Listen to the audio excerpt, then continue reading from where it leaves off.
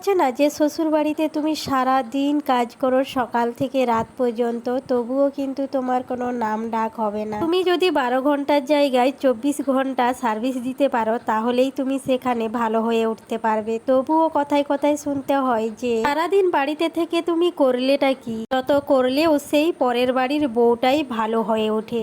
Hello everyone, good evening. তো এই যে বিকেলবেলায় একটু বেরোচ্ছি, ওই রাস্তায় যেহেতু ধান সেদ্ধ হচ্ছে বাবার বাড়িতে, তো এই জন্য কিন্তু পাতা নিতে এসছে, পাতা ঝাড়ু দিতে এসছে, মানে পালা ঝাঁটাতে এসছে আর কি, এটা আমাদের ভাষায় বলে। তো আমার মা কী করছে দেখো, এইদিকে দেখো কী করবে এগুলা, কী করবে এগুলা? এগুলো তো উইয়ে হাফ খাই নিচ্ছে, হাফ খাই নিচ্ছে তো উইয়ে, কিন্তু এগুলো কাঁচা আছে দেখো। পাতাগুলো কুড়াবি বলছি, কাটা আর আছে যেখানে ফাঁকাটা কুড়াবি কেন?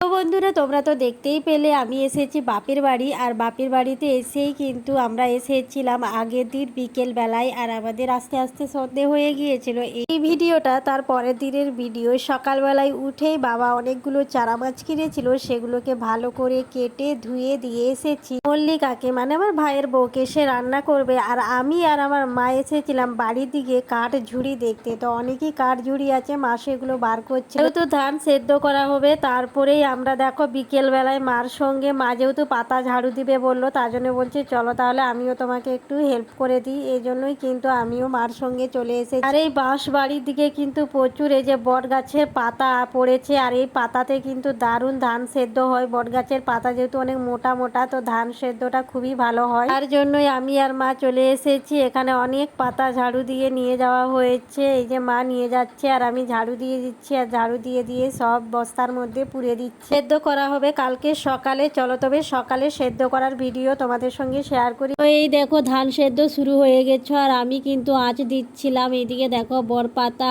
আর হচ্ছে পটাশ গাছের পাতা মিশিয়ে মিশিয়ে দিচ্ছিলাম। দারুণ কিন্তু আগুন হচ্ছিল, আর খুব সুন্দরভাবে কড়াই ধান সেদ্ধ করা হচ্ছিল। আর আমার মা একটু আমার ক্যামেরাটা ধরে দিয়েছিল। আর এইদিকে দেখো ধান সেদ্ধ প্রায় হয়ে গেছে। কড়াইয়ে কিন্তু কোনোদিন আমি ধান সেদ্ধ করিনি, বা আমি তো কোনোদিনও করিনি, করতে হয়নি। মাও কিন্তু আমার মাও এই যে প্রথমবার কড়াইয়ে ধান সেদ্ধ করলো, মারও খুব একটা জানা নেই কিভাবে বার করবে, কিভাবে ছাঁকবে। তো পাশে আমাদের কাকিমা দেখিয়ে দিয়ে গেল এইভাবে করতে হবে, তার জন্যই কিন্তু আমি দেখো একটু মাকে হেল্প করে দিচ্ছি। তো আমার সত্যি অনেক ভালো লাগে, অনেকদিন পর মার কাছে আসলে মার কাজে একটু হেল্প করে দিলে সত্যি আমার ভালো লাগে। মা কিন্তু আমাকে করতে দিতে চায় না, বলে তোর গরম ভাব লেগে যাবে, কিন্তু আমি তবুও করছি কারণ আমার ভালো লাগছে। আর বিশেষ করে তোমাদের সঙ্গে যে আমি শেয়ার করব সেরকম কোনো আমার কাছে ভিডিও করা নেই, তার জন্য ভাবলাম একটু কাজ করে নিই, আর কাজের ভিডিওটাও করা হয়ে যাবে। আর এইদিকে দেখো এত ক্যামেরা কাঁপাচ্ছে, আমার বেটুকে ফোনটা ধরতে দিয়েছিলাম, মানে আমার ভাইপোকে। আর এইদিকে দেখো ধান কিন্তু সেদ্ধর পরে রোদে দেওয়া হয়েছিল, আর বিকেল হয়ে গেছে, আর বিকেলের পরে যে ধানটা কিন্তু একদম হয়ে গেছে। আরও দুদিন বলছে যে মা